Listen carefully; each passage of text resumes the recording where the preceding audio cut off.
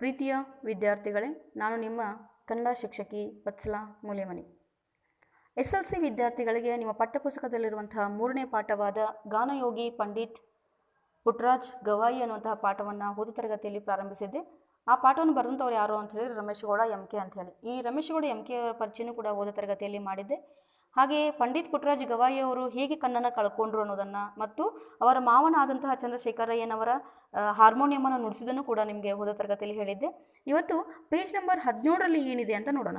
ಇವತ್ತು page number 17 ನೀವೆಲ್ಲ ವಿಡಿಯೋನ ನೋಡಬೇಕಾದ್ರೆ ಟೆಕ್ಸ್ಟ್ ಬುಕ್ಕನ್ನು ಓಪನ್ ಮಾಡಿರಬೇಕು, ಹಾಗೆ ಪೇಜ್ ನಂಬರ್ 17ನ್ನು ತೆಗೆದಿರಬೇಕು. ಅಂದರೆ ನಿಮಗೆ ಪಾಠ ಸರಿಯಾಗಿ ಅರ್ಥ ಆಗ್ತಾ ಹೋಗುತ್ತೆ. ಈ ನಾನು ಹೇಳಿದಂಗೆ ಪ್ಯಾರಾಗ್ರಾಫನ್ನು ಮತ್ತು ಲೈನನ್ನು ನೋಡ್ತಾ ಹೋಗ್ರಿ. ಲಾಸ್ಟ್ ಪ್ಯಾರಾಗ್ರಾಫ್ ಪಂಚಾಕ್ಷರಿ ಗವಾಯಿಗಳ ಶಿಷ್ಯತ್ವ ಅನ್ನೋದನ್ನು ನೋಡ್ರಿ. ಸಂಗೀತ ಲೋಕದ ಜಗದ್ಗುರು ಪಂಡಿತ್ ಪಂಚಾಕ್ಷರಿ ಗವಾಯಿಗಳ ಸಂಚಾರ ಸಂಗೀತ ಪಾಠಶಾಲೆ ಒಮ್ಮೆ ಗವಿಮಠದಲ್ಲಿ ಕ್ಯಾಂಪ್ ಮಾಡಿತ್ತು. ಅಲ್ಲಿಗೆ ಮಾವನವರೊಂದಿಗೆ ಪುಟ್ಟಯ್ಯನು ಬಂದು ಗುರುಗಳಾದ ಪಂಚಾಕ್ಷರಿ ಗವಾಯಿಗಳ ಶಿಷ್ಯತ್ವ ಸ್ವೀಕರಿಸಿ ಪ್ರೀತಿಯ ಶಿಷ್ಯರೆಲ್ಲರಲ್ಲಿಯೂ ಈತನು ಒಬ್ಬನಾದನು. ಪುಟ್ಟಯ್ಯನು, ನಾನೊಬ್ಬ ಅಂಧ ಬಾಲಕ, ನನ್ನಿಂದೇನಾಗಲು ಸಾಧ್ಯ? ಜಗತ್ತನ್ನು ನೋಡದ ನನಗೆ ಜಗತ್ತಿಗೆ ಏನು ಕೊಡಲು ಸಾಧ್ಯ? ಇದ್ದಷ್ಟು ದಿನ ಗುರು ಸೇವೆ ಮಾಡುತ್ತಾ ಊಟ ಸಿಕ್ಕಲ್ಲಿ ಹೊಟ್ಟೆ ಹೊರೆದು, ನೆಲ ಸಿಕ್ಕರೆ ಶಯನಗೈದು ಈ ಬದುಕನ್ನು ಮುಗಿಸಿದರಾಯಿತು ಎಂಬ ವಿಷಣ್ಣ ಭಾವದಲ್ಲಿ ಇರುತ್ತಿರಲಿಲ್ಲ ಅನ್ನೋದನ್ನು. ಅಂದರೆ ಸಂಗೀತ ಲೋಕದ ಜಗದ್ಗುರು ಪಂಡಿತ್ ಪಂಚಾಕ್ಷರಿ ಗವಾಯಿಗಳು ಏನು ಮಾಡ್ತಾರೆ, ಸಂಚಾರಿ ಸಂಗೀತ ಪಾಠಶಾಲೆಯನ್ನು ನಡೆಸ್ತಾ ಇದ್ರು. ಸಂಚಾರಿ ಸಂಗೀತ ಪಾಠಶಾಲೆ ಅಂದರೆ ಲೋಕ ಸಂಚಾರವನ್ನು ಮಾಡ್ತಾ ಮಾಡ್ತಾ ಸಂಗೀತ ಪಾಠವನ್ನು ಮಾಡುವಂಥದ್ದು. ಈ ಜಗದ್ಗುರು ಪಂಡಿತ್ ಪಂಚಾಕ್ಷರಿ ಗವಾಯಿಗಳು ಕೂಡ ಏನಾಗಿದ್ರು, ಅಂಧರಾಗಿದ್ದರು. ಅವರಿಗೂ ಕೂಡ ಕಣ್ಣನ್ನು ಕಾಣ್ತಿರಲಿಲ್ಲ. ಅಲ್ಲಿಗೆ ಮಾವರೊಂದಿಗೆ ಪುಟ್ಟಯ್ಯನು ಬರ್ತಾನೆ. ಗುರುಗಳಾದ ಪಂಚಾಕ್ಷರಿ ಗವಾಯಿಗಳ ಶಿಷ್ಯತ್ವವನ್ನು ಸ್ವೀಕರಿಸ್ತಾನೆ. ಸ್ವೀಕರಿಸಿದ ಮೇಲೆ ಪ್ರೀತಿಯ ಶಿಷ್ಯರೆಲ್ಲರಲ್ಲಿಯೂ ಈತನು ಒಬ್ಬನಾಗ್ತಾನೆ. ಪುಟ್ಟಯ್ಯನು ಏನು ಅನ್ಕೊಂಡಿರಲಿಲ್ಲ ಅಂತಂದರೆ, ನಾನೊಬ್ಬ ಅಂಧ ಬಾಲಕ, ನನ್ನಿಂದೇನಾಗಲು ಸಾಧ್ಯ? ಜಗತ್ತನ್ನು ನೋಡಿದ ನನಗೆ ಜಗತ್ತಿಗೆ ಏನು ಕೊಡಲು ಸಾಧ್ಯ? ಇನ್ನಷ್ಟು ದಿನ ಗುರು ಸೇವೆ ಮಾಡ್ತಾ ಊಟ ಸಿಕ್ಕಲ್ಲಿ ಹೊಟ್ಟೆ ಹೊರೆದು, ಅಂದರೆ ಹೊಟ್ಟೆಯನ್ನು ಜೋಪಾನ ಮಾಡಿಕೊಂಡು, ನೆಲ ಸಿಕ್ಕಲ್ಲ ಶಯನಗೈದು ಮಲ್ಕೊಂಡು ಈ ಬದುಕನ್ನು ಮುಗಿಸಿದ್ರೆ ಆಯಿತು ಅಂತ ಒಟ್ಟ ಯೋಚನೆ ಮಾಡಿರಲಿಲ್ಲ ಆ ಹುಡುಗ. ಅಂದರೆ ಏನು ಯೋಚನೆ ಮಾಡಿದ್ದ ಮುಂದೆ ಹೇಳ್ತೀನಿ. ಇವ ಏನು ಅಂದ್ಕೊಂಡಿರ್ತಾನೆ ಅಂತಂದರೆ, ನಾನು ಜಗತ್ತೇ ನೋಡಿಲ್ಲ, ಜಗತ್ತಿಗೆ ನಾನು ಏನು ಕೊಡೋಕ್ಕೆ ಸಾಧ್ಯ ಅಂಥೇಳಿ ಒಂದು ಸಂಕುಚಿತ ಭಾವದಲ್ಲಿ ಇರಲಿಲ್ಲ. ಹಾಗಾಗಿ ಇವ ವಿಷಣ್ಣ ಅಂತಂದರೆ ಖಿನ್ನವಾದ ಅಥವಾ ಸಂಕುಚಿತ ಭಾವದಲ್ಲಿ ಈ ಪುಟ್ಟಯ್ಯ ಇರ್ತಿರಲಿಲ್ಲ. ಹೆಂಗಿದ್ದ ಪಂಡಿತ್ ಪುಟ್ಟರಾಜ ಗವಾಯಿಗಳು ಹೆಂಗಿದ್ರು ಅನ್ನೋದನ್ನು ಮುಂದೆ ನೋಡೋಣ. ಪೇಜ್ ನಂಬರ್ 18ರಲ್ಲಿ ಏನಿದೆ ನೋಡ್ರಿ. ಪಂಚಾಕ್ಷರಿ ಗುರುಗಳನ್ನು ಅನುಸರಿಸಬೇಕು. ಅವರ ನುಡಿಯೇ ನನಗೆ ಮಂತ್ರ, ಅವರ ನಡೆಯೇ ನನಗೆ ಆಚಾರವಾಗಬೇಕು ಎಂದು ನಿರ್ಧರಿಸಿದ 8 ವರ್ಷದ ಬಾಲಕ ಪುಟ್ಟಯ್ಯ ತನ್ನ ಎಲ್ಲ ಸಹಪಾಠಿಗಳಿಗಿಂತ ಬಲು ಬೇಗ ಗುರುಗಳು ಹೇಳಿದ್ದನ್ನು ಗ್ರಹಿಸಿ ಕಲಿತುಕೊಂಡರು. ಗುರು ಶಿಷ್ಯರಿರುವರು ಅಂದರು. ಅವರ ಬಾಹ್ಯ ಕಣ್ಣು ಅಳಿಸಿದ್ದರೂ ಅಂತರಂಗದ ಕಣ್ಣು ಅರಳಿತು ಅನ್ನುವಂಥದ್ದು. ಪಂಚಾಕ್ಷರಿ ಗುರುಗಳನ್ನು ಅನುಸರಿಸ್ತಾನ ಯಾರು? ಪುಟ್ಟಯ್ಯ. ಏನು ಅಂತಂದರೆ ಹೆಂಗೆ ಅನುಸರಿಸ್ತಾನೆ ಅಂದರೆ, ಅವರ ನುಡಿಯೇ ನನಗೆ ಮಂತ್ರ ಆಗಬೇಕು, ಅವರ ನಡೆಯೇ, ಅವರೇನು ನಡೀತಾರಲ್ಲ, ಹೆಂಗೆ ಯಾವ ಮಾರ್ಗದಲ್ಲಿ ನಡೀತಾರಲ್ಲ ಅದು ನನಗೇನಾಗಬೇಕು, ಆಚಾರ ಆಗಬೇಕು ಎಂದು ನಿರ್ಧಾರ ಮಾಡ್ತಾನೆ. 8 ವರ್ಷದ ಬಾಲಕ ಪುಟ್ಟಯ್ಯ ತನ್ನೆಲ್ಲ ಸಹಪಾಠಿಗಳಿಗಿಂತ ಬಲು ಬೇಗ ಗುರುಗಳು ಹೇಳಿದ್ದನ್ನು ಗ್ರಹಿಸ್ಕೊಂಡು ಕಲ್ತ್ಕೋತಾನ ಅನ್ನೋದು. ಗುರು ಶಿಷ್ಯರಿರುವರು ಅಂದರು. ಅವರಿಬ್ಬರು, ಈ ಗುರುಗಳು ಪಂಚಾಕ್ಷರಿ ಇರ್ಬೋದು ಅಥವಾ ಪುಟ್ಟರಾಜ ಗವಾಯಿಗಳು ಇಬ್ಬರು ಏನು ಅಂದರು ಅಂದರೆ ಕುರುಡರು. ಅವರ ಬಾಹ್ಯ ಕಣ್ಣು ಅಳಿಸಿದ್ದಂದ್ರೆ ಅಳಿಸೋದು ಅಂದರೆ ಇರಲಿಲ್ಲ. ಅವರ ಬಾಹ್ಯ ಕಣ್ಣು ಅಂದರೆ ಅವ್ರಿಗೆ ಕಣ್ಣು ಕಾಣ್ತಿರಲಿಲ್ಲ. ಅಂತರಂಗದ ಕಣ್ಣು ಏನಾಗಿತ್ತು, ಅರಳಿತ್ತು. ಹೃದಯದ ಕಣ್ಣು ತೆರೆದಿತ್ತು ಅವ್ರಿಗೆ. ಮುಂದಿನ ಪ್ಯಾರಾಗ್ರಾಫ್ ನೋಡ್ರಿ. ಶ್ರೇಷ್ಠ ಗುರು ಮಾತ್ರ ಶಿಷ್ಯರ ಮನಸ್ಸನ್ನು ಓದಬಲ್ಲನು. ಅವನ ಅಭಿಲಾಷೆಗೆ ತಕ್ಕಂತೆ ಜ್ಞಾನ ಕೊಡುವ ಶಕ್ತಿ ಶ್ರೇಷ್ಠ ಗುರುವಿಗೆ ಮಾತ್ರ ಸಿದ್ಧಿಸಿರುತ್ತೆ. ಪಂಚಾಕ್ಷರಿ ಗವಾಯಿಗಳು ಇಂತಹ ಶ್ರೇಷ್ಠ ಗುರುವಾಗಿದ್ದರು. ಪುಟ್ಟಯ್ಯನ ಸಂಗೀತ ಜ್ಞಾನದೊಂದಿಗೆ ಸಾಹಿತ್ಯ ಜ್ಞಾನವು ಬೆರೆತರೆ ಗಂಗೆ ಯಮುನಿಯರು ಒಂದಾದಂತೆ ಎಂದು ನಿರ್ಧರಿಸಿ ಪುಟ್ಟಯ್ಯನು ವಿವಿಧ ಶಾಸ್ತ್ರಗಳನ್ನು ಕಲಿಯಲು ಬೇಕಾದ ಎಲ್ಲ ವ್ಯವಸ್ಥೆಯನ್ನು ಮಾಡಿಕೊಟ್ರು. ನೋಡ್ರಿ, ಈ ಶ್ರೇಷ್ಠ ಗುರು ಮಾತ್ರ ಶಿಷ್ಯರ ಮನಸ್ಸನ್ನು ಓದಬಲ್ಲರು ಅನ್ನೋಂಥದ್ದು. ಶ್ರೇಷ್ಠ ಗುರುಗಳು ಮಾತ್ರ ಶಿಷ್ಯರ ಮನಸ್ಸನ್ನು ಓದಬಲ್ಲರು. ಅವರ ಅಭಿಲಾಷೆಗೆ ತಕ್ಕಂತೆ ಜ್ಞಾನ ಕೊಡುವ ಶಕ್ತಿ ಶ್ರೇಷ್ಠ ಗುರುವಿಗೆ ಮಾತ್ರ ಐತೆ ಅಂತ ಹೇಳಿದ್ದಾರೆ. ಪಂಚಾಕ್ಷರಿ ಗವಾಯಿಗಳು ಇಂತಹ ಶ್ರೇಷ್ಠ ಗುರು ಆಗಿದ್ರು ಅಂಥೇಳಿ ಪುಟ್ಟಯ್ಯ ಸಂಗೀತ ಜ್ಞಾನದೊಂದಿಗೆ ಸಾಹಿತ್ಯ ಜ್ಞಾನವನ್ನು ಕೂಡ ಪಡ್ಕೋತಾನೆ ಅನ್ನುವಂಥದ್ದನ್ನು.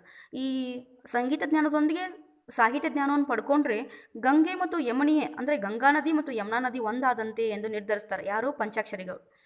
ಪುಟ್ಟಯ್ಯನು ವಿವಿಧ ಶಾಸ್ತ್ರಗಳೊಂದಿಗೆ ಕಲಿಯಲು ಬೇಕಾದ ಎಲ್ಲ ವ್ಯವಸ್ಥೆಯನ್ನು ಮಾಡಿಕೊಟ್ರು. ಅದರ ಪ್ರತಿಫಲವಾಗಿ ಪುಟ್ಟಯ್ಯ ಪಾಣಿನಿಯ ಅಷ್ಟಾಧ್ಯಾಯಿ, ಶರ್ವವರ್ಮನ ಕಾತಂತ್ರ, ಕೇಶಿರಾಜನ ಶಬ್ದದರ್ಪಣ, ನಿಜಗುಣ ಶಿವಯೋಗಿಗಳ ಕೈವಲ್ಯ ಪದ್ಧತಿ, ಜೊತೆಗೆ ತರ್ಕಶಾಸ್ತ್ರ, ನ್ಯಾಯಶಾಸ್ತ್ರ, ಶಬ್ದಾನುಶಾಸ್ತ್ರ, ಛಂದಶಾಸ್ತ್ರ ಹಾಗೂ ಕನ್ನಡ ವ್ಯಾಕರಣವನ್ನು ಶಾಸ್ತ್ರಬದ್ಧವಾಗಿ ಕಲಿತರು. ಕೇವಲ ಕಲಿಯಲಿಲ್ಲ, ಅವುಗಳನ್ನು ನಿಷ್ಠಾಂತರಾದರು ಅನ್ನುವಂಥದ್ದನ್ನು ನೋಡ್ರಿ. ಕಣ್ಣಿದ್ದವ್ರಿಗೆ ಎಷ್ಟೋ ಸಲ ಈ ಬುಕ್ಸ್ಗಳು ತುಂಬ ಕಠಿಣ ಅಂತ ಅನಿಸುತ್ತೆ. ಆದರೆ ಕಣ್ಣಿಲ್ಲದಂಥ ಒಬ್ಬ ವ್ಯಕ್ತಿ ಬುಕ್ಗಳಲ್ಲಿ ಅಥವಾ ಈ ಜ್ಞಾನದಲ್ಲಿ ಪರಿಣಿತಿ ಹೊಂದಿದ್ದಾರೆ ಅಂತಂದರೆ ಅವರ ಜ್ಞಾನ ಎಷ್ಟಿರ್ಬೋದು ನೋಡ್ರಿ. ಪುಟ್ಟಯ್ಯನು ವಿವಿಧ ಶಾಸ್ತ್ರಗಳನ್ನು ಕಲಿತಾರೆ, ಹಾಗೆ ಅದಕ್ಕೆ ಬೇಕಾದಂಥ ವ್ಯವಸ್ಥೆಯನ್ನು ಪಂಚಾಕ್ಷರಿಗಳು ಮಾಡಿಕೊಡ್ತಾರೆ. ಅದರ ಪ್ರತಿಫಲವಾಗಿ ಪುಟ್ಟಯ್ಯ ಯಾವ್ಯಾವ ಬುಕ್ಸನ್ನು ಓದ್ತಾರೆ ಅಥವಾ ಯಾವ ಶಾಸ್ತ್ರವನ್ನು ಅಧ್ಯಯನ ಮಾಡ್ತಾರೆ ಅಂದರೆ ಪಾಣಿನಿಯ ಬರದ ಅಷ್ಟಾಧ್ಯಾಯಿ ಅನ್ನುವಂತಹ ಒಂದು ಗ್ರಂಥ, ಶರ್ವವರ್ಮನ ಕಾತಂತ್ರ ಅನ್ನುವಂಥದ್ದು, ಕೇಶಿರಾಜನ ಶಬ್ದಮಣಿ ದರ್ಪಣ ಅನ್ನುವಂಥದ್ದು, ನಿಜಗುಣ ಶಿವಯೋಗಿಯ ಕೈವಲ್ಯ ಪದ್ಧತಿ ಅನ್ನುವಂಥದ್ದು, ಜೊತೆಗೆ ತರ್ಕಶಾಸ್ತ್ರ ಅನ್ನುವಂಥದ್ದು, ನ್ಯಾಯಶಾಸ್ತ್ರ ಅನ್ನುವಂಥದ್ದು, ಶಬ್ದಾನುಶಾಸ್ತ್ರ, ಛಂದಶಾಸ್ತ್ರ ಇವೆಲ್ಲ ಪುಸ್ತಕಗಳು. ಹಾಗೆ ಕನ್ನಡ ವ್ಯಾಕರಣವನ್ನು ಶಾಸ್ತ್ರಬದ್ಧವಾಗಿ ಕಲಿತಾರೆ. ಕೇವಲ ಕಲಿಯಲಿಲ್ಲ, ಅವುಗಳಲ್ಲಿ ನಿಷ್ಠಾಂತರಾದರು. ನಿಷ್ಠಾಂತ ಅಂತಂದ್ರೆ ಪಾರಿಣಿತ್ಯ ಅಥವಾ ಪರಿಣಿತಿಯನ್ನು ಪಡ್ಕೊತಾರೆ ಅಥವಾ ಪಾಂಡಿತ್ಯವನ್ನು ಪಡ್ಕೊತಾರೆ ಅನ್ನುವಂಥದ್ದನ್ನು. ಕಣ್ಣು ಕಾಣದ ಪುಟ್ಟರಾಜರು ಸದಾಕಾಲ ಬೇರೆಯವರ ಸಹಾಯ ಪಡೆದೇ ಓದಿಸುವ ಹಾಗೂ ಬರೆಸುವ ಕೆಲಸ ಮಾಡಬೇಕಾಗಿತ್ತು. ಇದರಿಂದ ಮುಕ್ತರಾಗಲು ಪುಟ್ಟರಾಜರು ಬ್ರೈಲ್ ಲಿಪಿ ಕಲಿತು ಅದರಲ್ಲಿ ಪಾರಂಗತರಾದರು ಅಂತೇಳಿ. ಬ್ರೈಲ್ ಲಿಪಿ ಅಂತ ಬರುತ್ತೆ, ಅಂದರೆ ಕಣ್ಣು ಕಾಣಲಾರ್ದಂಥವ್ರು ಓದುವಂಥದ್ದು, ಅಂದರೆ ಕೈ ಆಡಿಸಿ ಅದರ ಜ್ಞಾನವನ್ನು ಪಡ್ಕೊಳ್ಳುವಂಥದ್ದು. ಈಗ ಆ ಒಂದು ಗಡಿಯಾರ ಟೈಪ್ ಇರುತ್ತೆ, ಆ ಗಡಿಯಾರ ಯಾವತ್ತಲೂ ನೀವು ನೋಡಿರ್ಬೋದು. ನೀವು ಮಠಕ್ಕೆ ಹೋದಾಗ, ಪುಟ್ಟರಾಜ ಗವಾಯಿಗಳ ಮಠಕ್ಕೆ ಹೋದಾಗ ಆ ಪುಟ್ಟರಾಜರನ್ನ ನೋಡಬೇಕಾದ್ರೆ ನಾನು ಎಷ್ಟೋ ಸಲ ನೋಡಿದ್ದೀನಿ. ನಾನು ಅವ್ರ ಕಡೆ ಭೇಟಿಗಂತ ಹೋದಾಗ ಅವ್ರ ಕೈಯಲ್ಲಿ ಒಂದು ಗಡಿಯಾರ ಇತ್ತು, ಬ್ರೈಲ್ ಲಿಪಿ ಅನ್ನುವಂಥ ಇರ್ತಕ್ಕಂಥ ಒಂದು ಗಡಿಯಾರ. ಅವ್ರು ಏನು ಮಾಡ್ತಾಯಿದ್ರು ಅಂದರೆ ಯಾರಾದರೂ ಭಕ್ತರು ಹೋದಾದ್ಮೇಲೆ ಆ ಗಡಿಯಾರದ ಮೇಲೆ ಕೈ ಆಡಿಸ್ತಾ ಇದ್ರು. ಆ ಗಡಿಯಾರ ಮುಳ್ಳುಗಳು ಎಲ್ಲಿದ್ದು ಯಾವ ನಂಬರ್ ಮೇಲಿದೆ, ಎರಡು ಗಂಟೆ ಆಗಿತ್ತು ಅಂತಂದರೆ ಅದು 2 ಗಂಟೆ ಆಗಿತ್ತು ಅಂತ ಗೊತ್ತಾಗ್ತಿತ್ತು ಅವ್ರಿಗೆ. ಸೊ 2 ಗಂಟೆಯ ಅಥವಾ 1 ಗಂಟೆಗೆ ಅವ್ರದ್ದು ಊಟ ಟೈಮ್. ಸೊ ಅವಾಗ ಏನಾಗ್ತಿತ್ತು ಅಂತಂದರೆ ಊಟಕ್ಕೆ ಎದ್ದು ಹೋಗ್ತಿದ್ರು ಅನ್ನುವಂಥದ್ದು. ಕಣ್ಣು ಕಾಣದ ಪುಟ್ಟರಾಜರು ಸದಾಕಾಲ ಬೇರೆಯವರ ಸಹಾಯ ಪಡೆದೇ ಓದಿಸುವ ಹಾಗೂ ಬರೆಸುವ ಕೆಲಸ ಮಾಡಬೇಕಾಗಿತ್ತು. ಇದರಿಂದ ಮುಕ್ತರಾಗಲು ಪುಟ್ಟರಾಜರು ಬ್ರೈಲ್ ಲಿಪಿ ಕಲಿತು ಅದರಲ್ಲಿ ಪಾರಂಗತರಾಗ್ತಾರ ಅನ್ನುವಂಥದ್ದನ್ನು. ಇನ್ನು ಮುಂದೆ ಸಾಮಾಜ್ಯಕ್ಕೆ ಮುಡುಪಾದಂಥ ಜೀವ ಅನ್ನುವಂಥದ್ದು ಯಾವುದು? ಪಂಡಿತ್ ಪುಟ್ಟರಾಜಿಯವರ ಜೀವ ಹೆಂಗಿತ್ತು ಅಂತಂದರೆ ಸಾಮಾಜಿಕ ಮುಡುಪಾದಂಥ ಜೀವ ಅದು ಅಂಥೇಳಿ. ಪಂಚಾಕ್ಷರಿ ಗವಾಯಿಗಳ ಸಂಚಾರಿ ಪಾಠಶಾಲೆಯ ಹೊಳೆ ಆಲೂರಿನಲ್ಲಿ ಕ್ಯಾಂಪ್ ಹಾಕಿದ್ದ ಸಂದರ್ಭದಲ್ಲಿ ತಾಯಿಯಾದ ಸಿದ್ದಮ್ಮನವರು ಬೆಳೆದು ದೊಡ್ಡವನಾದ ಪುಟ್ಟರಾಜನನ್ನು ಕಾಣಲು ಬಂದರು. ಸಂಗೀತದ ಸಕಲ ವಿದ್ಯೆಗಳಲ್ಲಿ ಪಾರಂಗತನಾದಂತಹ ಮುದ್ದು ಮಗನನ್ನು ನೋಡಿದ ತಾಯಿಗೆ ಅಂತಃಕರಣ ತುಂಬಿ ಬಂತು. ಪಂಚಾಕ್ಷರಿ ಗವಾಯಿಗಳ ಪಾದಕ್ಕೆರಗಿ ಸೆರೆಗೊಡ್ಡಿ ಮಗನನ್ನು ಮನೆಗೆ ಕಳಿಸಿಕೊಡುವಂತೆ ಬೇಡಿಕೊಂಡರು. ಗವಾಯಿಗಳು ಅವನು ಬಂದರೆ ಕರೆದುಕೊಂಡು ಹೋಗು ತಾಯಿ ಎಂದು ವಾತ್ಸಲ್ಯಪೂರ್ಣವಾಗಿ ಹೇಳಿದರು. ನೋಡ್ರಿ, ಪಂಚಾಕ್ಷರಿ ಗವಾಯಿಗಳ ಸಂಚಾರಿ ಪಾಠಶಾಲೆ ಅಲ್ಲಿ ಯಾರಿದ್ರು? ಈ ಪುಟ್ಟರಾಜ ಗವಾಯಿಗಳು ಇದ್ದರು. ಅವ್ರದ್ದು ಈ ಪಂಚಾಕ್ಷರಿ ಗವಾಯಿ ಮತ್ತೊಂದು ಸಲ ಗವಾಯಿ ಸಂಚಾರಿ ಪಾಠಶಾಲೆ ಹೊಳೆ ಆಲೂರು ನಲ್ಲಿ ಏನಾಗಿತ್ತು, ಕ್ಯಾಂಪನ್ನು ಹಾಕಿತ್ತು ಅಥವಾ ಬಿಡಾರವನ್ನು ಹಾಕಿದ್ದ ಸಂದರ್ಭದಲ್ಲಿ ತಾಯಿ ಆದಂಥ ಏನು ಮಾಡ್ತಾರೆ, ಸಿದ್ದಮ್ಮನವರು ಅಲ್ಲಿ ಬರ್ತಾರೆ. ಬೆಳೆದು ದೊಡ್ಡವನಾದ ಪುಟ್ಟರಾಜನನ್ನು ಕಾಣಲು ಬಂದರು. ಸಂಗೀತ ಸಕಲ ವಿದ್ಯೆಯಲ್ಲಿ ಪಾರಂಗತನಾದಂಥ ಮುದ್ದು ಮಗನನ್ನು ನೋಡಿದಂಥ ತಾಯಿಗೆ ಅಂತಃಕರಣ ತುಂಬಿ ಬರ್ತದೆ. ಹಾಗಾಗಿ ಏನಕ್ಕೆ ಯೋಚನೆ ಮಾಡ್ತಾಳೆ ಅವನ ತಾಯಿ ಸಿದ್ದಮ್ಮ ಅಂದರೆ, ಪಂಚಾಕ್ಷರಿ ಗವಾಯಿಗಳ ಪಾದಕ್ಕೆರಗಿ ಏನು ಮಾಡ್ತಾಳೆ, ಸೆರೆಗೊಡ್ಡಿ ಬೇಡ್ತಾಳೆ, ನನ್ನ ಮಗನನ್ನು ಕಳಿಸ್ಕೊಡ್ರಿ, ನನ್ನ ಮನೆಗೆ ವಾಪಸ್ ಕಳಿಸ್ಕೊಡ್ರಿ ಅಂತ. ಆವಾಗ ಈ ಪಂಚಾಕ್ಷರಿ ಗವಾಯಿಗಳು ಏನು ಹೇಳ್ತಾರೆ ಅಂತಂದರೆ, ತಾಯಿ ಅವನು ಬಂದರೆ ಕರ್ಕೊಂಡು ಹೋಗಮ್ಮ ನೀನು ಅಂಥೇಳಿ ವಾತ್ಸಲ್ಯಪೂರ್ಣವಾಗಿ ಬಹಳ ಪ್ರೀತಿಯಿಂದ ಹೇಳ್ತಾರೆ. ವಾತ್ಸಲ್ಯ ಅಂದರೆ ಪ್ರೀತಿಯಿಂದ ಹೇಳ್ತಾರೆ. ಆವಾಗ ಸಿದ್ದಮ್ಮ ಏನು ಮಾಡ್ತಾಳೆ ನೋಡ್ರಿ, ಸಿದ್ದಮ್ಮನವರು ಪುಟ್ಟಯ್ಯನಡೆಗೆ ಬಂದು ಮನೆಗೆ ಬರುವಂತೆ ಕೇಳಿಕೊಂಡ್ರು. ಆದರೆ ಪುಟ್ಟಯ್ಯನ ಮನಸ್ಸು ದೃಢವಾಗಿತ್ತು. ತಾಯಿಗೆ ಮೃದುವಾದ ಮಾತುಗಳಿಂದಲೇ ತನ್ನಿಚ್ಛೆಯನ್ನು ಮನವರಿಕೆ ಮಾಡಿಕೊಟ್ರು. ನೋಡ್ರಿ, ಸಿದ್ದಮ್ಮ ಏನು ಮಾಡ್ತಾರೆ, ಆ ಪುಟ್ಟಯ್ಯನ ಕಡೆ ಬರ್ತಾರೆ. ಪುಟ್ಟಯ್ಯ ಮನೆಗೆ ಬಂದುಬಿಡಪ್ಪ ಸಾಕು, ಇಷ್ಟು ದಿನ ನೀವು ಪಂಚಾಕ್ಷರಿ ಗವಾಯಿಗಳ ಸಾಂಗತ್ಯದಲ್ಲಿ ಅಥವಾ ಅವರ ಜೊತೆಗೆ ಇದ್ದಿದ್ದು ಸಾಕು, ಬಂದುಬಿಡು ವಾಪಸ್ಸು ಅಂತ ಹೇಳ್ತಾಳೆ. ಆವಾಗ ಅವ್ರ ಮನಸ್ಸು ಹೆಂಗೆ ದೃಢ ಆಗಿತ್ತು ಅಂತಂದರೆ ಅಥವಾ ಕಠಿಣ ಆಗಿತ್ತು ಅಂದರೆ ಬಹಳ ದೃಢವಾದಂತಹ ನಿಲುವಿತ್ತು ಅವ್ರದ್ದು. ಏನು ಅಂದರೆ ತಾಯಿಗೆ ಮೃದುವಾದ ಮಾತುಗಳಿಂದಲೇ ತನ್ನಿಚ್ಛೆಯನ್ನು ತಿಳಿಸ್ತಾರೆ. ಏನು ತಿಳಿಸ್ತಾರೆ ಅಂದರೆ, ನನಗೆ ನನ್ನ ಸರ್ವಸ್ವವು ಗುರುಗಳು ಸಮಾಜದ ಹಣದಿಂದ ನನಗೆ ವಿದ್ಯೆ ಕೊಟ್ಟಿದ್ದಾರೆ. ಸಮಾಜದ ಋಣವನ್ನು ತೀರಿಸದೆ ಅದು ಹೇಗೆ ನಿನ್ನ ಜೊತೆ ಬರಲಿ ತಾಯಿ, ನೀನೇ ಹೇಳು. ಭವದಲ್ಲಿಯ ಎಲ್ಲ ಬಂಧನಗಳನ್ನು ತೊಡೆದು ಹಾಕಿರುವೆ. ಗುರು ಪಂಚಾಕ್ಷರರೇ ನನ್ನ ಸರ್ವಸ್ವ. ಅವರ ಅಜ್ಞಾನದರಕ ನಾನು ನನ್ನ ಮಗನೆಂಬ ಭಾವವನ್ನು ತೊಡೆದು ಹಾಕಿ ನನ್ನನ್ನು ಸಮಾಜಕ್ಕೆ ಅರ್ಪಿಸು ತಾಯಿ ಎಂದು ತಾಯಿ ಸಿದ್ದಮ್ಮನವರ ಪಾದಕ್ಕೆರಗಿ ಅರ್ಥನಾದರು ಅಂಥೇಳಿ. ಇಲ್ಲಿ ಏನು ಹೇಳ್ತಾರೆ, ನಾವು ನೀವು ಆಗಿದ್ರೆ ಏನು ಹೇಳ್ತಿದ್ವಿ, ಹಾಂ ವಾಪಸ್ ಕೈಯಾಕೆ ಬಂದಿಯಾ, ನಡಿ ಬರ್ತೀನಿ ಮನೆಗೆ ಅಂಥೇಳಿ ಓಡೋಗ್ಬಿಡ್ತಿದ್ವಿ. ಆದರೆ ಇವ್ರು ಹೆಂಗಾಗಿದ್ರು ಅಂದರೆ, ಸಿದ್ದಮ್ಮ ಏನು ಮಾಡ್ತಾರೆ, ಪುಟ್ಟಯ್ಯನಿಗೆ ಬಂದ್ಬಿಡಪ್ಪ ನೀನು ಮನೆಗೆ ಅಂತ ಕೇಳಿದಾಗ ಅವ್ರು ಏನು ಹೇಳ್ತಾರೆ ನೋಡ್ರಿ, ಅವರ ಮೃದುವಾದ ಮಾತುಗಳಿಂದಲೇ ತನ್ನಿಚ್ಛೆಯನ್ನು ತಿಳಿಸ್ತಾರೆ. ಹೆಂಗೆ ತಿಳಿಸ್ತಂದರೆ, ನನಗೆ ನನ್ನ ಸರ್ವಸ್ವವು ಗುರುಗಳು, ನೋಡ್ರಿ ನನ್ನ ಸರ್ವಸ್ವನು ಗುರುಗಳು, ಸಮಾಜದ ಹಣದಿಂದ ನನಗೇನು ಮಾಡ್ಯಾರ ಗುರುಗಳು, ವಿದ್ಯೆಯನ್ನು ಕೊಟ್ಟಿದ್ದಾರೆ. ಸಮಾಜದ ಋಣವನ್ನು ತೀರಿಸದೆ ಅದು ಹೇಗೆ ನಿನ್ನ ಜೊತೆ ಬರಲಿ ತಾಯಿ, ನೀನೇ ಹೇಳು ಅಂತ ಹೇಳಿ ಕೇಳ್ತಾರೆ ಆಕೆಗೆ. ಭವದಲ್ಲಿಯ ಎಲ್ಲ ಬಂಧನಗಳನ್ನು, ಭವದಲ್ಲಿ ಅಂದರೆ ಸಂಸಾರದಲ್ಲಿರ್ತಕ್ಕಂಥ ಅಥವಾ ಲೋಕದಲ್ಲಿರುವಂತಹ ಎಲ್ಲ ಬಂಧನಗಳನ್ನು ತೊಡೆದು ಹಾಕಿರುವೆ ನಾನು. ಗುರು ಪಂಚಾಕ್ಷರಿ ನನ್ನ ಸರ್ವಸ್ವ, ಅವರ ಆಜ್ಞಾಧಾರಕ ನಾನು. ಅವರ ಆಜ್ಞೆ ಏನು ಕೊಡ್ತಾರಲ್ಲ, ಅವ್ರು ಏನು ಆಜ್ಞೆಯನ್ನು ಕೊಡ್ತಾರಲ್ಲ ಅದನ್ನು ಪಾಲಿಸ್ತೀನಿ ನಾನು. ನನ್ನ ಮಗನೆಂಬ ಭಾವವನ್ನು ತೊಡೆದು ಹಾಕಿ ನನ್ನನ್ನು ಸಮಾಜಕ್ಕೆ ಅರ್ಪಿಸು ತಾಯಿ ಅಂಥೇಳಿ ಹೇಳ್ತಾರೆ. ನನಗೆ ಮಗನ ಅಂಥೇಳಿ ನೀನೇನು ಕರೀಲಿಕ್ಕೆ ಹೋಗಬೇಡ, ನನ್ನನ್ನು ಏನು ಮಾಡಿ ನೀನು ಸಮಾಜಕ್ಕೆ ಅರ್ಪಿಸ್ಬಿಡು ಅಂಥೇಳಿ ಪುಟ್ಟರಾಜ ಗವಾಯಿಗಳು ತಾಯಿಗೆ ಸಿದ್ದಮ್ಮನಿಗೆ ಹೇಳ್ತಾರೆ. ಅರ್ಥರಾದರು ಅಂದರೆ ಬಹಳ ದುಃಖ ಉಮ್ಮಳಿಸಿ ಬರೋದು.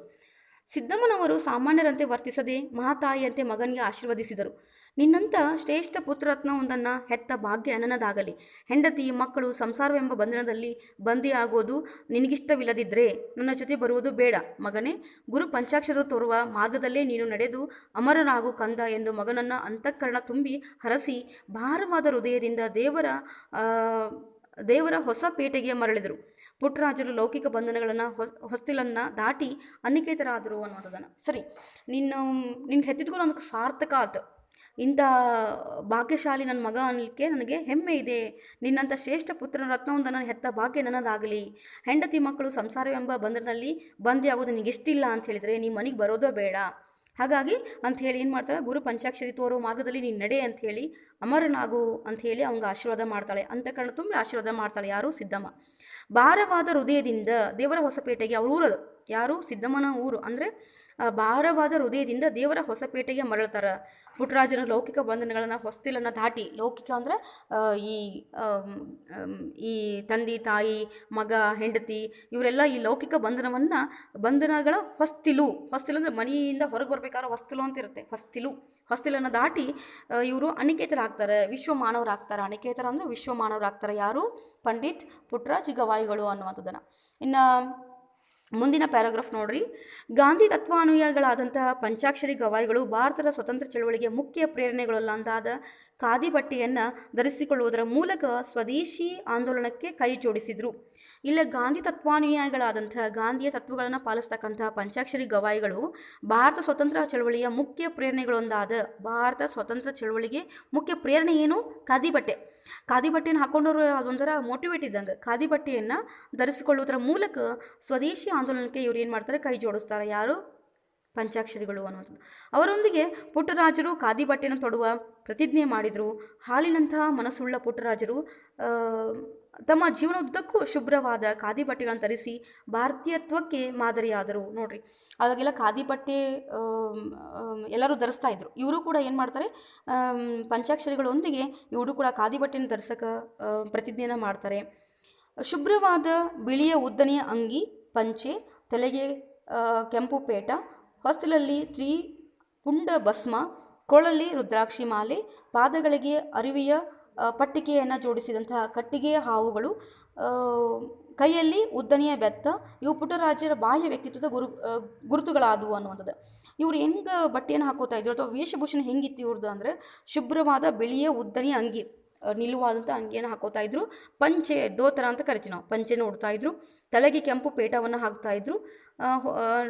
ನೊಸಲಲ್ಲಿ ತ್ರಿಪುಂಡ ಭಸ್ಮ, ನೊಸಲು ಅಂತಂದರೆ ಹಣೆಯಲ್ಲಿ ಏನಾಗಿತ್ತು? 3 ಬಳ್ಳಿನ ಒಂದು ವಿಭೂತಿನ ಹಚ್ಕೊತಾ ಇದ್ರು. ಕೊಳ್ಳಲ್ಲಿ ರುದ್ರಾಕ್ಷಿ ಮಾಲೆನ ಹಾಕ್ಕೊತಾ ಇದ್ರು. ಪಾದಗಳಿಗೆ ಅರಿವೆಯ ಪಟ್ಟಿಕೆಯನ್ನು ಜೋಡಿಸಿದಂತಹ ಕಟ್ಟಿಗೆಯ ಹಾವುಗಳು. ಹಾವುಗಳು ಅಂದರೆ ಸ್ನೇಕ್ ಅಲ್ಲ, ಹಾವು ಅಂದರೆ ಆ ಹಾವಲ್ಲ, ಹಾವಿಗೆ ಅಂತ ಬರುತ್ತೆ. ಹಾವಿಗೆ ಅಂತಂದರೆ ಪಾದ ಅಂದರೆ ಅವ್ರು ಮೆಡ್ತಕ್ಕಂತಹ ಪಾದುಕಿಗಳು ಅಥವಾ ಹಾವಿಗೆಗಳು ಅಂತ ಕರೀತಾರೆ. ಕೈಯಲ್ಲಿ ಉದ್ದನೆಯ ಬೆತ್ತ ಇಟ್ಕೊತಾ ಇದ್ರು. ಇವು ಪುಟ್ಟರಾಜರ ಬಾಹ್ಯ ವ್ಯಕ್ತಿತ್ವದ ಗುರುತುಗಳಾಗಿದ್ವು ಅನ್ನುವಂಥದ್ದನ್ನು. ಇನ್ನು ಕೊನೆಯ ಪ್ಯಾರಾಗ್ರಾಫ್, ಪುಟ್ಟರಾಜರು ಕನ್ನಡ, ಹಿಂದಿ, ಸಂಸ್ಕೃತ ಭಾಷೆಗಳಲ್ಲಿ ಅಗಾಧ ಪಾಂಡಿತ್ಯ ಗಳಿಸುವುದರೊಂದಿಗೆ ಗಾಯನ, ವಾದನ, ಸಾಹಿತ್ಯ, ಕೀರ್ತನೆ ಮೊದಲಾದ ಕ್ಷೇತ್ರಗಳಲ್ಲಿ ವಿಶಿಷ್ಟ ಸಾಧನೆ ಮಾಡಿ ಜ್ಞಾನಯೋಗಿ, ಗಾನಯೋಗಿ ಎಂದು ಪ್ರಸಿದ್ಧರಾದರು ಅಂತೆ.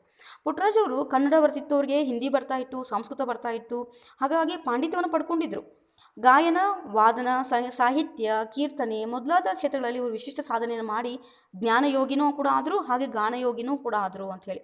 ಕನ್ನಡ, ಸಂಸ್ಕೃತ, ಹಿಂದಿ ಭಾಷೆಗಳಲ್ಲಿ 75ಕ್ಕೂ ಅಧಿಕ ಕೃತಿಗಳನ್ನು ರಚಿಸಿ ತ್ರಿಭಾಷಾ ಕವಿಯಾದರು. ನೋಡ್ರಿ, ಕನ್ನಡ, ಸಂಸ್ಕೃತ ಮತ್ತು ಹಿಂದಿ. ನೋಡ್ರಿ, ನಿಮಗೆ ಎಷ್ಟುಗಳು ಭಾಷೆಗಳು ಬರ್ತಾವೆ? ಭಾಳ ಅಂದರೆ ಕನ್ನಡ, ಇಂಗ್ಲೀಷ್, ಹಿಂದಿ 3 ಭಾಷೆ ಬಿಟ್ಟರೆ ನಮಗೇನು ಬರೋಂಗಿಲ್ಲ. ಅವರು ಸಂಸ್ಕೃತನೂ ಕೂಡ ಕಲ್ತಿದ್ರು, ಕನ್ನಡ ಕಲ್ತ್ಕೊಂಡಿದ್ರು, ಸಂಸ್ಕೃತ ಕಲ್ತ್ಕೊಂಡಿದ್ರು, ಹಿಂದಿ ಕಲ್ತ್ಕೊಂಡಿದ್ರು. ಈ ಭಾಷೆಯಲ್ಲಿ 75ಕ್ಕೂ ಅಧಿಕ ಕೃತಿಗಳನ್ನು ಇವರು ಏನು ಮಾಡಿದ್ದಾರೆ, ರಚನೆ ಮಾಡಿದ್ದಾರೆ ಅನ್ನುವಂಥದ್ದು. ಹಾಗೆ ತ್ರಿಭಾಷಾ ಕವಿ ಕೂಡ ಆಗಿದ್ದರು.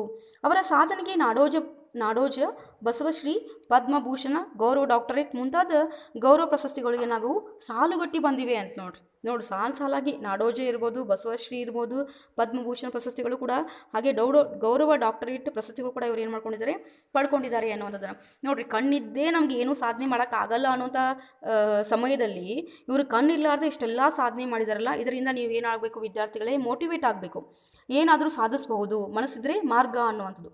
ಹಾಗಾಗಿ ಹೀಗೆ ಸಂಗೀತ ಲೋಕದ ಧ್ರುವ ನಕ್ಷತ್ರರಾಗಿ ಸಾವಿರಾರು ಶಿಷ್ಯರ ಬದುಕಿಗೆ ದಿವ್ಯ ಬೆಳಕಾದ ಗಾನಯೋಗಿ ಡಾಕ್ಟರ್ ಪಂಡಿತ್ ಪುಟ್ಟರಾಜ ಗವಾಯಿಗಳು ದಿನಾಂಕ 17/9/2010 ಅನಂತವಾದರು, ಇತಿಹಾಸದಲ್ಲಿ ಅಮರರಾದರು ಅನ್ನೋಂಥದ್ದು. ಅಂದರೆ 17/9/2010 ಇವ್ರು ಏನಾಗ್ತಾರೆ, ತೀರ್ಕೊಂತಾರೆ ಅಥವಾ ಲಿಂಗೈಕ್ಯ ಆಗ್ತಾರೆ ಅನ್ನೋಂಥದ್ದು. ಇತಿಹಾಸದಲ್ಲಿ ಏನಾಗ್ತಾರೆ, ಇವರು ಅಜರಾಮರ, ಯಾವಾಗಲೂ ಪಂಡಿತ್ ಪುಟ್ಟರಾಜ ಗವಾಯಿಗಳ ಹೆಸರು ಇತಿಹಾಸದಲ್ಲಿ ಇದ್ದೇ ಇರುತ್ತೆ ಅನ್ನುವಂಥದ್ದು. ಹಾಗಾಗಿ ಇಷ್ಟು ಇವರ ಜೀವನ ಚರಿತ್ರೆ. ಪ್ರೀತಿ ವಿದ್ಯಾರ್ಥಿಗಳೇ, ತುಂಬ ಸರಳವಾಗ್ತಕ್ಕಂಥ ಪಾಠ, ತುಂಬ ಸರಳ ಇದೆ ಪಾಠ. ಹಾಗಾಗಿ ನೀವು ಒಂದ್ಸಲ ಪಾಠವನ್ನು ಓದ್ಕೊಂಡು ಆದಮೇಲೆ ಇದಕ್ಕೆ ಸಂಬಂಧಪಟ್ಟಂಥ ಪ್ರಶ್ನೆ ಉತ್ತರಗಳನ್ನು ನಿಮ್ಮ ನೋಟ್ಸ್ನಲ್ಲಿ ಬರೀರಿ. ಹಾಗೆ ಇನ್ನೊಂದು ನಿಮಗೆ ಒಂದು ವಿಶೇಷ ಸೂಚನೆ ಏನು ಅಂತ ಹೇಳಿದರೆ, ಈ ಸಲ SLC ಪರೀಕ್ಷೆಗಳು ಎಲ್ಲರೂ ಏನಂತಿದ್ರು, ಕ್ಯಾನ್ಸಲ್ ಆಗ್ತಾವೋ ಅಂತ ಹೇಳಿದರು. ಆದರೆ ಕ್ಯಾನ್ಸಲ್ ಆಗಲ್ಲ. ಯಾವುದೇ ಪೋರ್ಷನ್ ಕೂಡ ಕಟ್ ಆಫ್ ಲಿಸ್ಟನ್ನು ಬಿಡೋದಿಲ್ಲ. ಎಲ್ಲ ಪೋರ್ಷನ್ಗಳು, ಎಲ್ಲ ಪಾಠಗಳು ನಿಮ್ಮ ಪರೀಕ್ಷೆಗಳು ಅದಾವು. ಹಾಗಾಗಿ ನೀವೇನು ಮಾಡಬೇಕು ಅಂತ ಹೇಳಿದರೆ, ಎಲ್ಲ ವಿಷಯಗಳಿಗೆ ಎಲ್ಲ ಪಾಠಗಳನ್ನು ಸರಿಯಾಗಿ ಓದ್ಕೊಂಡು ಅದಕ್ಕೆ ಸಂಬಂಧಪಟ್ಟಂಥ ಪ್ರಶ್ನೆ ಉತ್ತರಗಳನ್ನು ಕಂಠಪಾಠ ಮಾಡಿ ಹಾಗೆ ಮನನ ಮಾಡ್ಕೋರಿ. ಅದು ಹಾಗೆ ಇದರೊಂದಿಗೆ ಪರೀಕ್ಷೆನ ಬರೀಲಿಕ್ಕೆ ಎಲ್ಲರೂ ಸಿದ್ಧರಾಗ್ರಿ ಅಂತ ಹೇಳ್ತಾ ನಾನು ತರಗತಿಯನ್ನು ಮುಗಿಸ್ತಾ ಇದ್ದೀನಿ ವಿದ್ಯಾರ್ಥಿಗಳೇ. ಒಳ್ಳೆಯದಾಗಲಿ. ಧನ್ಯವಾದಗಳು.